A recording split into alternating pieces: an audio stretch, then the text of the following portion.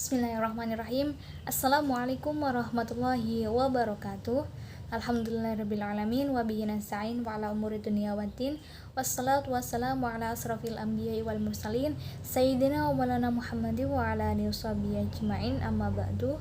Rabbi shrah li sadri wa yassir li amri wahlul 'uqdatam min lisani yafqahu qawli. Yang terhormat Bapak Mutamam, Bapak dosen mata kuliah metodologi penelitian, dan teman-teman yang saya sayangi. Pertama, marilah kita panjatkan puji syukur kehadirat Allah Subhanahu wa taala yang telah melimpahkan taufik hidayahnya kepada kita semua sehingga kita dapat melaksanakan tugas pada hari ini. Selanjutnya sholawat serta salam kita junjungkan kepada Nabi kita, Nabi Muhammad SAW, karena berkatnya kita semua dapat melewati zaman-zaman kita hidup di zaman yang terang benderang ini. Selanjutnya saya di sini akan mengerjakan sebuah tugas, memaparkan sebuah tugas yaitu mengenai metodologi penelitian. Yang pertama ada soal mengapa metodologi penelitian itu penting dipelajari. Karena menurut saya dalam sebuah kehidupan itu kita memerlukan sebuah cara atau langkah-langkah yang harus ditempuh. Jika dilihat dari pengertiannya, metode itu jalan. Metode jalan atau langkah-langkah yang harus ditempuh. Apalagi kita sebagai mahasiswa. Kita sebagai mahasiswa yang dituntut untuk melaksanakan tugas akhir, yaitu tugas skripsi yang mana harus dilakukan dengan penuh ketelitian serta harus diujikan kebenarannya. Sebelum mengerjakan skripsi, kita harus mengampu mata kuliah metodologi penelitian. Karena apa? Karena itu merupakan cara atau di dalamnya terdapat sebuah bimbingan di mana agar kita dapat melaksanakan dan mengerjakan tugas skripsi itu dengan baik dan secara teratur serta terstruktur.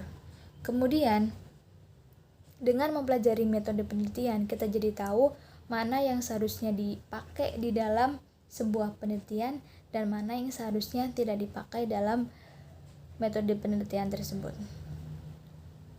Jadi dengan mempelajari metode penelitian, kita jadi mengetahui bagaimana sih cara penelitian yang lebih terstruktur dan bagaimana sih cara agar kita menjadi peneliti yang profesional. Seperti itu.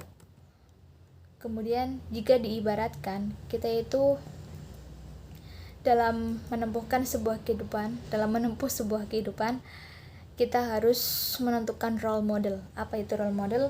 Kita harus menentukan sebuah contoh, jadi agar kita itu hidupnya bisa tertata seperti itu.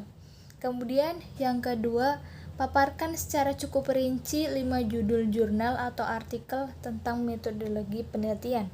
Saya mendapat sebuah jurnal dari Google Scholar.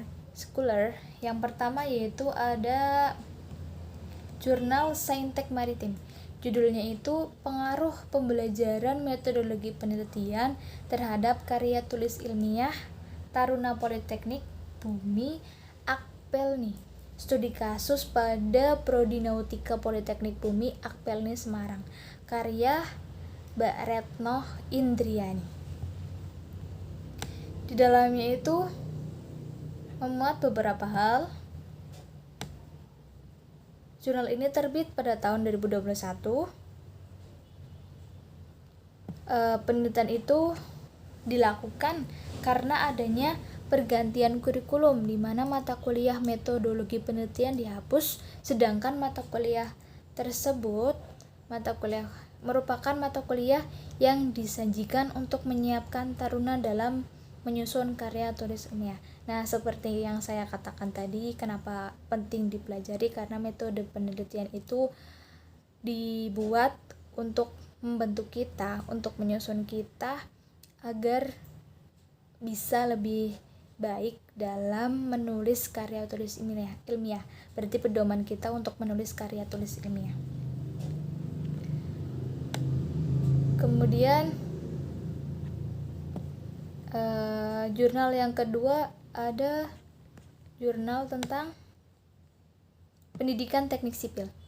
Judulnya Pengembangan Media Pembelajaran e-learning berbasis model pada mata kuliah metodologi penelitian. Nah, seperti yang di UIN Gus Dur kita sendiri, UIN Gus Dur kita juga menggunakan model atau e-learning dalam melakukan pembelajaran. Seperti pada sebelum kita memulai pembelajaran, kita disuruh absen oleh Bapak atau Ibu dosen dalam Sikadu. Nah, presensinya dalam bentuk e-learning melalui link e-learning.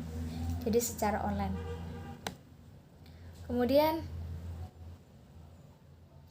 di dalamnya itu penulis menarik kesimpulan bahwa berdasarkan hasil penelitian yang telah dilakukan pada pengembangan media pembelajaran e-learning, mulai dari kegiatan menentukan latar belakang masalah, analisis kebutuhan awal, penentuan produk, serta spesifikasi yang akan digunakan, serta perancangan produk, dan lain sebagainya. E-learning pada mata kuliah metode penelitian dapat digunakan sebagai salah satu opsi pembelajaran yang dapat digunakan pada kegiatan pembelajaran mata kuliah metode penelitian. Hasil kelayakan dengan total 11 modul yang disajikan dengan media pembelajaran e-learning adalah yang pertama, penelitian oleh ahli media mendapatkan nilai sebesar 78,4% yang termasuk kategori layak. Jadi dalam penelitian tersebut disebutkan bahwa metode penelitian itu layak untuk dijadikan sebagai kegiatan pembelajaran. Seperti itu. Kemudian jurnal yang ketiga ada pembahasan studi kasus sebagai bagian metodologi penelitian. Karya Taufik Hidayat dari Universitas Muhammadiyah Purwakarta UMP. Jadi di sini tertulis di dalam abstrak yaitu studi kasus atau case studies merupakan bagian dari metodologi penelitian yang mana pada pokok pembahasannya seorang peneliti dituntut untuk lebih cermat, teliti, dan mendalam dalam mengungkap sebuah kasus. Jadi kalau kita melakukan penelitian, kita itu tidak sembarangan dalam meneliti, harus dikaji secara lebih mendalam lagi.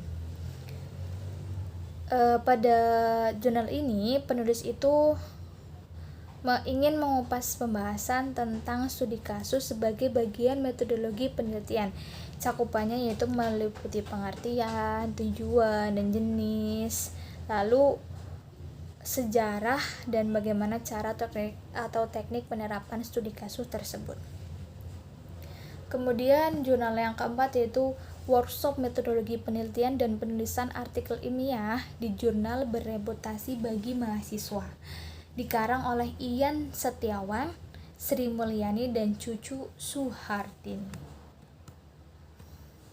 Jurnal yang keempat ada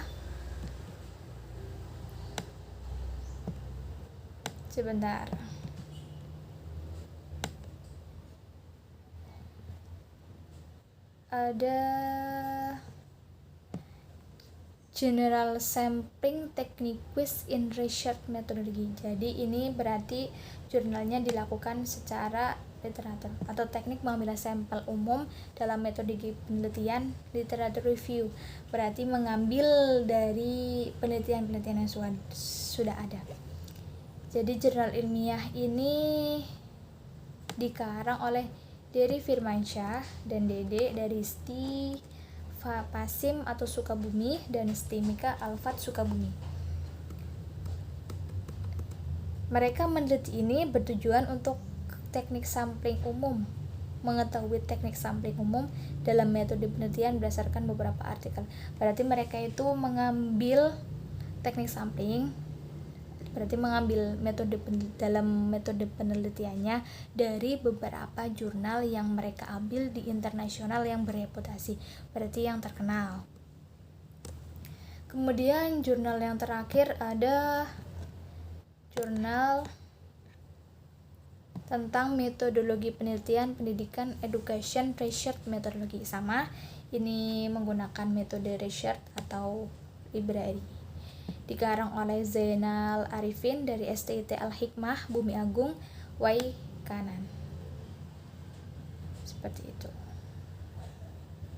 Jadi peneliti ini itu meneliti menggunakan metode penelitian dengan pendekatan studi literatur, di mana dilakukan dengan menemukan referensi teori yang sesuai dengan kasus yang diperolehnya. Kemudian soal yang ketiga ada, siapa 5 penulis buku metodologi penelitian yang saudara senangi?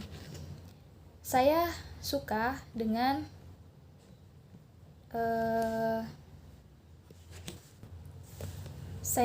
dengan penulis Rita Kumalasari beserta teman-temannya dengan bukunya yang berjudul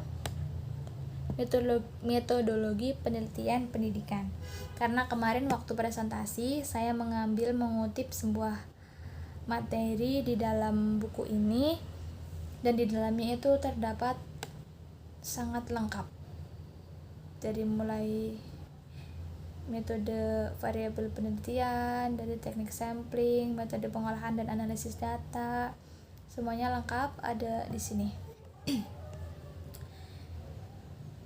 Yang diterbitkan oleh Sada Kurnia Pustaka. Kemudian buku yang kedua, penulis yang kedua saya suka dengan Martina Pakpah dan Amrudin.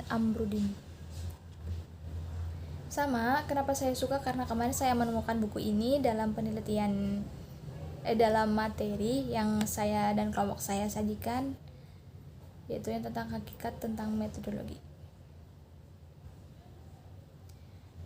Saya suka dengan buku ini, walaupun buku online, tapi terdapat sebuah garis-garis, jadi kita tinggal mencet aja judul apa, seperti itu. Terdapat pengertian, ciri, sumber, teknik analisa, tujuan. Buku ini sangat lengkap serta cetakannya pun bagus. Saya suka dengan variasi warnanya. Kemudian penulis yang selanjutnya yaitu ada Profesor Dr. Insinyur Sugianto. Karena mungkin sudah setingkat profesor ya, jadi tulisannya itu lebih meyakinkan seperti itu. Dan bukunya itu diakses dengan mudah. Sini juga sama, terdapat gambar-gambar, jadi memudahkan kita untuk melakukan sebuah penerawangan alias penalaran, seperti itu. Kemudian selanjutnya ada buku Metodologi Penelitian Sosial karya Rianto Adi yang revisi. Dari revisi ini saya suka karena di sini itu ditentukan adanya sebuah masalah, baik masalah sosial dan masalah hukum. Jadi kita lebih tahu tentang jawaban-jawaban dari masalah-masalah yang ada. Seperti itu. Kemudian yang ketiga ada materi metodologi apa yang kamu kuasai. Materi metodologi penelitian yang saya kuasai tentunya materi yang kemarin itu saya presentasikan, karena kalau presentasi kita itu harus sangat menguasai bila ketika menjawab pertanyaan-pertanyaan yang ada, yaitu tentang hakikat metodologi penelitian pada pendidikan. Yang pertama itu hakikat manusia. Hakikat manusia itu terlahir di bumi, yaitu dengan membawa potensi untuk bereksistensi dalam perjalanan hidupnya yang panjang. Manusia melalui berbagai fase, tujuan hidup, harapan yang besar, serta semangat yang tinggi dalam melangkah mencari kebenaran dan menanggapi berbagai pertanyaan yang timbul mengenai arti eksistensinya, dari mana dia berasal, dan mengapa manusia lahir di bumi, siapa manusia itu, dan hendak kemana akhir tujuannya nanti. Jadi menurut KBBI juga, manusia itu dikatakan sebagai makhluk yang berakal budi, dalam artian memiliki kemampuan untuk memimpin manusia lainnya. Dan manusia itu merupakan makhluk yang kompleks, unik, serta memiliki potensi dalam menjalankan hidupnya. Agama juga menggambarkan manusia dalam 3 potensi, yaitu potensi fisik, potensi intelektual, serta potensi spiritual yang semuanya harus dikembangkan. Kemudian selanjutnya di dalamnya terdapat sebuah pendekatan untuk memperoleh ilmu pengetahuan. Di sini kami mendapatkan sebuah informasi, ada 2 pendekatan, yaitu pendekatan non-ilmiah dan pendekatan ilmiah. Apa sih pendekatan non-ilmiah itu? Non-ilmiah berarti lawan kata dari ilmiah ya. Non-ilmiah itu berarti contohnya didapat dari akal sehat. Sebagai bentuk aktivitas manusia dalam upayanya menggali ilmu pengetahuan dan mencari jawaban atas kebenaran sebuah pertanyaan, terutama pada masa lampau, di mana belum terdapat metode ilmiah. Dahulunya dilakukan dengan berbagai metode, yaitu penemuan pengetahuan yang terjadi secara kebetulan. Jadi pendekatan non-ilmiah itu didapatkan secara kebetulan dengan dibantu akal sehat, atau berarti melakukan logika. Kemudian yang kedua ada penemuan secara kebetulan. Nah, pendekatan non-ilmiah lainnya dalam kehidupan sehari-hari yang dapat ditempuh sebagai upaya mencari suatu jawaban atau pengetahuan adalah usaha uji coba yang dilakukan secara berulang-ulang, yang lebih dikenal dengan istilah trial and error. Merupakan serangkaian percobaan yang dilakukan secara berulang-ulang dengan menggunakan cara dan materi yang berbeda-beda. Jadi pendekatan itu dilakukan dengan metode yang berbeda-beda. Walaupun dalam aktualisasinya, kegiatan uji coba itu seringkali menghasilkan jawaban berupa pengetahuan tertentu. Namun, pengetahuan tersebut itu tidak dapat dikatakan sebagai penemuan ilmiah, mengingat langkah-langkah yang ditempuh itu tidak menggunakan prosedur yang ilmiah. Yang ketiga yaitu prasangka. Kalian tahu prasangka kan? Prasangka itu diartikan sebagai pandangan subjektif terhadap sesuatu, sehingga prasangka memiliki kecenderungan berbeda-beda tergantung dari subjek yang dilakukan. Terus yang ketiga, pendekatan non-ilmiah itu bisa dilakukan dengan intuisi, yaitu sebuah pendekatan dalam menemukan pengetahuan mengenai suatu hal yang didasari oleh proses yang tanpa disadari terjadi, atau bahkan tidak pernah terpikir sebelumnya, berarti secara tiba-tiba. Kemudian pendekatan ilmiah. Jika melakukan pendekatan ilmiah, jika mendengar tentang kata ilmiah, itu secara benar, logis, dan memenuhi syarat, yaitu makna pendekatan ilmiah itu sebuah kegiatan yang berusaha untuk mencari ilmu pengetahuan yang dilakukan sesuai dengan langkah-langkah berpikir ilmiah serta dilakukan secara sistematis. Setidaknya terdapat 3 pola pikir, yaitu pola pikir induktif, pola pikir deduktif, dan pola pikir yang merupakan gabungan deduktif dan induktif secara campuran. Pola pikir induktif itu seperti aliran rasialisme yang menganggap bahwa kebenaran itu sudah ada, sedangkan secara deduktif beranggapan bahwa kebalik, kalau deduktif itu menganggap bahwa kebenaran itu sudah ada, sedangkan pola pikir induktif itu sama dengan aliran empirisme, yaitu pengetahuan hanya diperoleh dengan pengalaman. Mungkin itu saja yang dapat saya sampaikan. Saya mohon maaf apabila terdapat banyak kesalahan, karena kita sejatinya itu hanya manusia biasa. Sekian dari saya. Wabillahi taufik wal hidayah. Wassalamualaikum warahmatullahi wabarakatuh.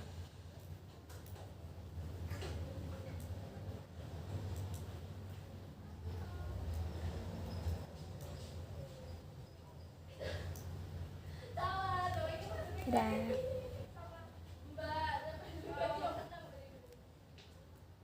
Terima kasih.